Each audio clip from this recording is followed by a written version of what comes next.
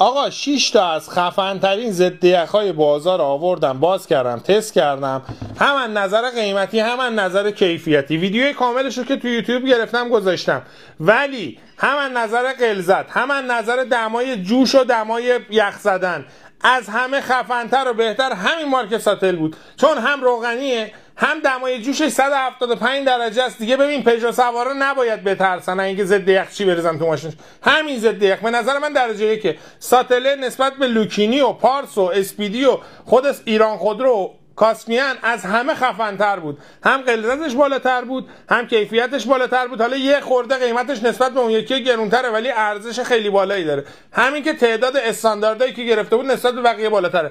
این ضد یخ قیمتش 210,000 تومانه. همینجا تو پیج خودمون هم میتونی سفارش بدی برات بفرستیم بیاریم. همین زیر بنویس ضد یخ تا لینک ثبت سفارش همه چیش برات بیاد. یوتیوب هم ویدیو کاملش رو گذاشتم، هم از ریختن و تست کردنش هم از یخ زدنش. دمت گرم. بفرست برای اونایی که دغدغه ضد یخ دارن.